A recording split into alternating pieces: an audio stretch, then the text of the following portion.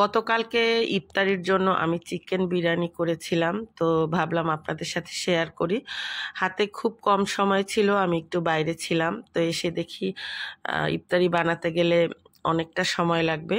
তো মাংস রান্নার জন্য আমি মাংসটা ধুয়ে পানি ঝরিয়ে রেখেছিলাম, সেটা দিয়েই অল্প সময়ের মধ্যে বিরিয়ানিটা রান্না করেছি। বাচ্চারা খেয়েও খুবই মজা পেয়েছে। তো সেটাই আপনাদের সাথে শেয়ার করছি। আশা করি ভিডিওটা ভালো লাগবে। ভালো লাগলে অবশ্যই পেজে ফলো দিয়ে রাখবেন, ইউটিউব চ্যানেল থেকে দেখলে সাবস্ক্রাইব করে ফেলবেন। তো পেঁয়াজটা ভেজে নিচ্ছি, একটু বেরেস্তা করে নিয়েছি, আর হাফের মানে অর্ধেকের বেশি আমি উঠিয়ে রেখেছি, আর বাকিটা দিয়ে আমি রান্নাটা করছি। আর আমি কিন্তু একবারে মশলার সাথে মাংসটা কষিয়ে নেব। আর এখানে দুটো আলুও ব্যবহার করেছি, বড় সাইজের আলুটা আর আলাদা করে ভেজে দেইনি, যেহেতু কম সময় ছিল, অল্প সময়ে রান্না করার ট্রাই করেছি। তো আদা বাটা রসুন বাটা দিয়ে দিয়েছি, ধনিয়ার গুঁড়া, জিরার গুঁড়া, স্বাদ মতো লবণ, তারপরে সামান্য মরিচের গুঁড়া দিয়ে আমি মাংসের সাথে কষিয়ে নিচ্ছি। কষানো হয়ে গেলে আমি একদমই অল্প করে পানি দিয়ে মাংসটা সিদ্ধ করে নিয়েছি। আর চালটা আধা ঘন্টার জন্য ভিজিয়ে রেখেছিলাম, এরপর পানিটা ঝরিয়ে রেখেছি।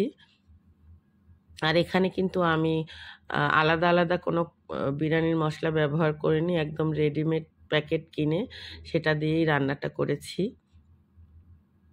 মাংসটা কিন্তু সিদ্ধ হয়ে গেছে, এখন এর মধ্যে আমি চাল দিয়ে দিব।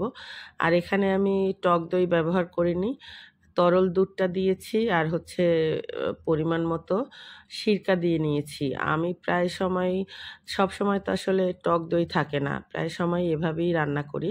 যদি টক দই না থাকে তাহলে দুধের মধ্যে একটু সিরকা মিশিয়ে দিয়ে দেই। আর চিনিও দিয়েছি, একটু মিষ্টি না দিলে কিন্তু টেস্টটা ভালো হয় না।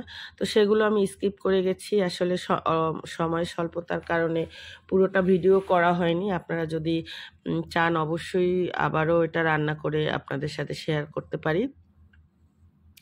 তো মিডিয়াম আঁচে রেখে বিরিয়ানিটা কিন্তু আমি রান্না করে ফেলেছি, একদমই রান্নাটা কমপ্লিট হয়ে গেছে। তো উঠানোর আগে আগে কিন্তু আমি একটু ভাপে রেখেছিলাম, ঠিক সেই মুহূর্তেই আমি কিছুটা ঘি দিয়ে পেঁয়াজ বেরেস্তা দিয়ে গরম পানির উপরে পাতিলটা বসিয়ে তারপরে 5-10 মিনিটের মতো ঢেকে রেখে দিয়েছিলাম। এতে করে বিরিয়ানিটা গরমও থাকে, আর এটা কিন্তু খেতে খুবই জুসি হয়। আর অল্প সময়ে রান্না করলেও বিরিয়ানিটা কিন্তু খুবই টেস্ট হয়েছিল। তো পেঁয়াজের বেরেস্তাটাও দিয়ে 10 মিনিট ঢাকনা দিয়ে রেখেছিলাম। তো আজান দেওয়ার সাথে সাথেই আমরা এটা পরিবেশন করেছি।